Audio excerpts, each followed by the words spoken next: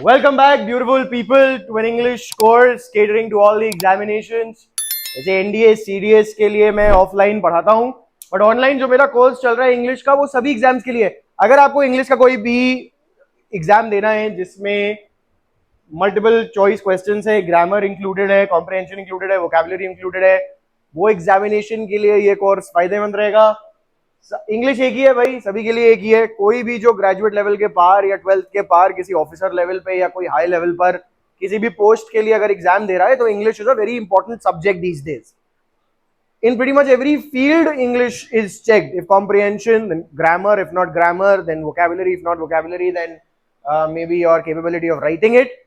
लिखित एमसीक्यूज जहां तक की इंग्लिश की बात कर रहे हैं, वहां तक कि आप ये कोर्स आपको बहुत फायदा करेगा।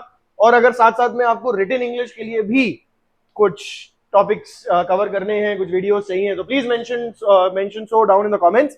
और written English where we are talking about essays, long answer types, all of those things which need composition in English and not just comprehension and ticking an option. तो हम लोग ने शुरू किया था अपना ये सीरीज समझने से इंग्लिश का स्ट्रक्चर, जो कि होता है सब्जेक्ट प्लस प्रेडिकेट। अब सब्जेक्ट प्लस प्रेडिकेट समझते समझते हमने इन दोनों का डिफरेंस, सब्जेक्ट के बारे में हम लोग ने थोड़ा एक्सप्लोर किया था नाउन्स और प्रोनाउंस में जाके। देखिए नाउन्स किस तरह के होते हैं, प्रोनाउंस किस तरह के होते हैं। नाउन्स में हमने देखा था 5 तरह के नाउन्स होते हैं। कॉमन नाउन है, प्रॉपर नाउन है, एब्स्ट्रैक्ट नाउन है, मटेरियल नाउन है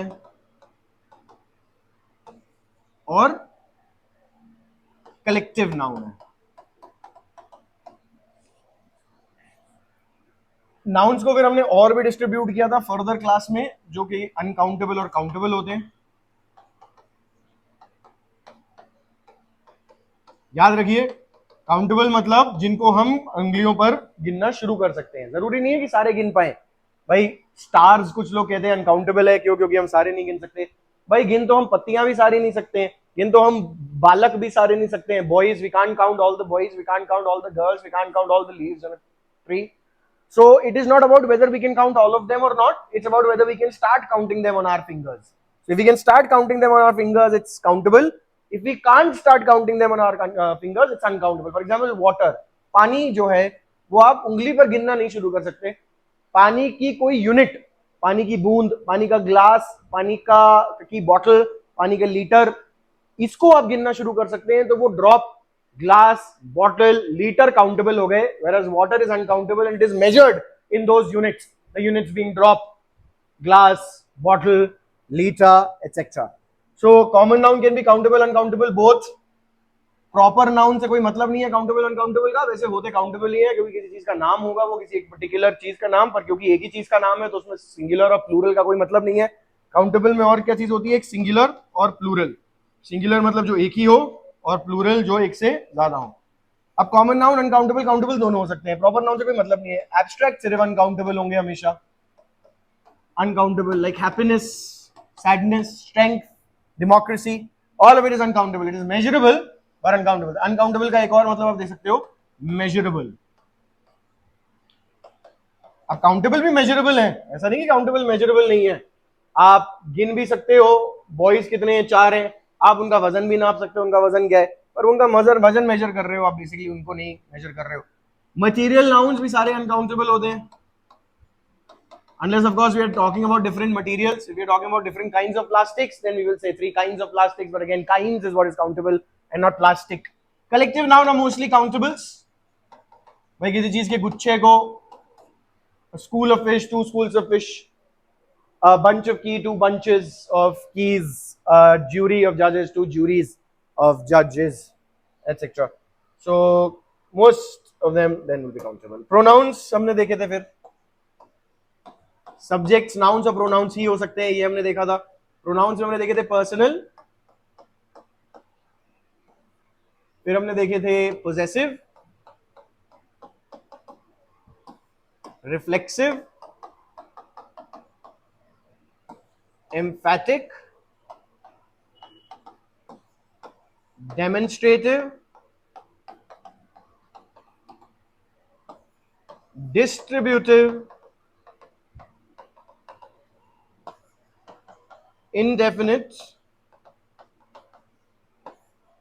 relative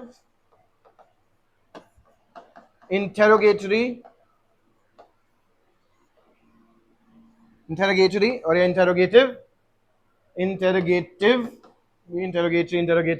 used for asking questions, basically that's what it is. And reciprocal.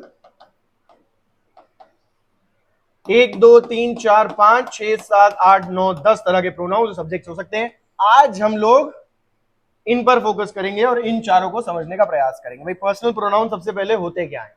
Personal pronoun मतलब जो किसी they take the place of a particular, दो चीजें हैं इसके बारे में। They take the place of a particular person, animal, thing और group of persons, animals, things, or places also. So here let's put place and then say or group. It could be a group of places as well. Plural भी हो सकता है, singular भी हो सकता है। अच्छा, they are mentioned in all the three persons. All the three persons. क्या होते हैं तीन persons? First person. First person मतलब होता है स्पीकर, वाचक, जो वाचन, जिसका वाचन, जो बोल रहा है, बोलने वाला, speaker. Second person listener, listener जो सुन रहा है। थर्ड पर्सन एवरीवन, एवरीवन और थिंग एल्स, एवरीवन और एवरीथिंग एल्स। बोलने वाले, सुनने वाले के अलावा जो भी। अब बोलने वाला मैं हूं, मैं अकेला हूंगा, सब्जेक्ट के स्थान पे तो आई लगेगा, दो होंगे, दो से ज्यादा होंगे तो वी लगेगा, ऑब्जेक्ट के स्थान पे मी और अस। बस ये चार, सिर्फ ये चार ही है पर्सनल प्रोनाउंस फर्स्ट पर्सन में। इसके अतिरिक्त और कुछ हो ही नहीं सकता, कोई भी प्रोनाउन नहीं हो सकता इसके अतिरिक्त। पर्सनल प्रोनाउंस को छोड़ के फर्स्ट पर्सन में सब्जेक्ट और ऑब्जेक्ट के स्थान पे यूज होने वाले पर्सनल प्रोनाउंस, अभी जो तीन हम लोग करेंगे, पर्सनल प्रोनाउंस, पोजेसिव प्रोनाउंस और रिफ्लेक्सिव प्रोनाउंस, इसमें फर्स्ट पर्सन जो भी है उनको छोड़ के सब्जेक्ट के रूप में फॉर एग्जांपल आई और वी के अलावा और कुछ हो ही नहीं सकता फर्स्ट पर्सन में। थर्ड पर्सन में बहुत चीजें हो सकती हैं। सेकंड पर्सन में क्या सिर्फ यू होगा, सिर्फ यू, सिर्फ आप। आपको अगर मुझे बोलना होगा तो आप ही बोलूंगा। अब हिंदी में तुम बोल सकता हूं, तू बोल सकता हूं, इत्यादि और भी चीजें चलती है। इंग्लिश में एक ही है यू। आप बड़े को बोलेंगे इज्जत से तो भी यू बोलेंगे, छोटे को बोलेंगे थोड़ा मजाक में तो भी यू बोलेंगे, किसी दुश्मन से बोलेंगे बेइज्जती करने के संदर्भ में तो भी यू ही बोलेंगे। एवरीवन और थिंग एल्स। अब थर्ड पर्सन में कुछ भी हो सकता है भाई। कोई पुरुष है नाम नहीं लेना तो ही, महिला है नाम नहीं लेना तो शी, वस्तु है नाम नहीं लेना तो इट, बहुत सारे हैं तो दे, उसके अलावा नाम चल जाएंगे सारे, राम, उसके बाद दैट, दिस, डेमोन्स्ट्रेटिव प्रोनाउंस जितने हैं, जितने भी डिस्ट्रीब्यूटिव प्रोनाउंस हैं, जितने भी इंडेफिनिट प्रोनाउंस हैं, जितने भी आपके इंटेरोगेटिव प्रोनाउंस हैं, वो सारे जो भी चीजें चल रही हैं, सारी चीजें चल रही हैं, सारे थर्ड पर्सन में चल रही हैं। कोई भी फर्स्ट पर्सन या सेकंड पर्सन नहीं है। First person, second person, subject pronouns सिर्फ ये हैं तीन, आई, वी और यू। आई अगर एक मात्र व्यक्ति है बोलने वाला तो आई बोलेगा, उसके साथ और भी लोग हैं तो वी बोलेगा, जिसको बोल रहा है उसको यू बोलेगा, चाहे एक हो चाहे अनेक हो। अगर जैसे मैं कह दूं both of you, all of you, तो वो थर्ड पर्सन बन गया। Both of you, both of you are, और both of you are doing, all of you are doing, this is a third person. In terms of grammar, grammar के स्तर पे हम लोगों को जो रूल समझने हैं उसमें हम समझेंगे वो थर्ड पर्सन है। ठीक है भाई, ये हो गया। पोजेसिव क्या होते हैं? पोजेसिव भी तीनों पर्सन्स में आते हैं। दे टेल अबाउट ओनरशिप, स्वामित्व और पोजेशन। स्वामित्व के बारे में बताते हैं कि किसकी है वो चीज, किसकी है वो चीज। स्वामित्व, स्वामित्व, स्वामित्व,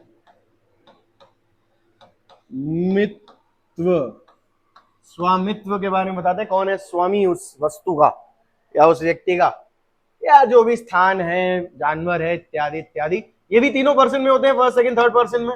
और फाइनली रिफ्लेक्सिव देखते हैं हम, रिफ्लेक्सिव भी तीनों पर्सन में होते हैं, वो रिफर करते हैं back to the main subject. आज पर्सनल प्रोनाउंस को गहराई से समझेंगे, फिर पोजेसिव प्रोनाउंस और रिफ्लेक्सिव प्रोनाउंस उसमें ऐड करेंगे अगले सेशन में। पर्सनल प्रोनाउन देखिए, सबसे पहले पर्सन्स देखते हैं कितने होते हैं। पर्सन्स क्या है? First person, second person, third person. अब थर्ड पर्सन सेकंड पर्सन में एक तो सिंगुलर होगा और एक प्लूरल होगा, इसमें भी सिंगुलर होगा, एक प्लूरल होगा। थर्ड पर्सन में सिंगुलर में तीन तरह के होंगे, masculine, feminine and neuter, and then there'll be a plural in this as well. देखिए भाई, तो ये नंबर और जेंडर है।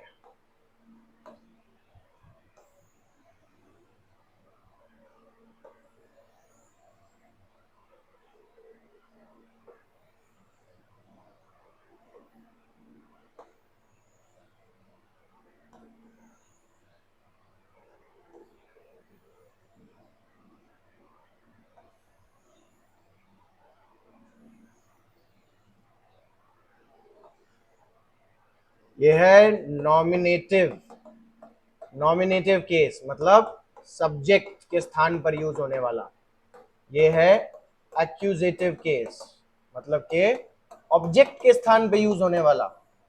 ये है जेनिटिव, जेनिटिव मतलब पोजेशन, पोजेसिव बताने वाला, पोजेसिव केस बताने वाला। और फाइनली इसी में हम लोग अभी रिफ्लेक्सिव भी डाल लेंगे, भरेंगे अगली बार, डाल लेंगे इसको यहां पे। अब फर्स्ट पर्सन सिंगुलर नॉमिनेटिव की जगह यूज होने वाला। फॉर एग्जांपल लव एक वर्ब है जिसको हम बीच में रखेंगे, इसके पीछे यहाँ पे सब्जेक्ट लगता है, इसके आगे यहाँ पे ऑब्जेक्ट लगता है, ठीक है। अब मैं दूसरे पक्ष को हमेशा गॉड मानूंगा, यहां पे देखूंगा क्या आना चाहिए। मैं भगवान से प्यार करता हूं, तो मैं प्यार करता हूं, मैं सब्जेक्ट हूं। यहां पे इंग्लिश में क्या बनेगा? मैं। भाई अगर आप पहले से कह रहे हैं आए तो बिल्कुल सही है और आगे बढ़ सकते हैं, ये हो जाएगा आई। वही प्लूरल होगा तो भाई I love God, we love God हो जाएगा। सिंगुलर सेकंड आपके लिए बोलूंगा कि आप भगवान से प्यार करते हैं तो यू लव गॉड। आप सब भगवान से प्यार करते हैं फिर भी यू लव गॉड। वह भगवान से प्यार करता है पुरुष के लिए तो ही लव्स गॉड, महिला के लिए she loves God, neuter it loves God, और वे सब दे लव गॉड। न्यूटर मतलब किसी वस्तु या किसी जानवर के लिए अगर बोल रहे हैं जिसका लिंग स्पष्ट नहीं है। एक्यूजेटिव अब ऑब्जेक्ट के स्थान पे मतलब गॉड को पहले डाल दूंगा। अब मैं गॉड लव्स मुझे, भगवान मुझे प्यार करते हैं, गॉड लव्स मी। भगवान हमें प्यार करते हैं, गॉड लव्स अस। भगवान आपको प्यार करते हैं, गॉड लव्स यू ही होगा। परमात्मा आपसे प्रेम करते हैं, गॉड लव्स यू ही होगा। भगवान उनसे प्यार करते हैं और वह कोई पुरुष है, गॉड लव्स हिम। स्त्री है तो गॉड लव्स हर, कोई वस्तु है तो गॉड लव्स इट, और बहुत सारे लोग हैं तो गॉड लव्स देम। चलिए इन सबके अब सेंटेंस बना के नीचे कमेंट सेक्शन में डालिए, इसको फिर से रिवाइज करिए। जेनेटिव और रिफ्लेक्सिव केस हम लोग अगली बार करेंगे और यहीं से आगे बढ़ेंगे इसके थोड़े रिवीजन के साथ। That's that for today. Thank you so much for joining in. I have been Anmol, your guide on this journey through the English language and association mark tutorial. I shall see you in the next one.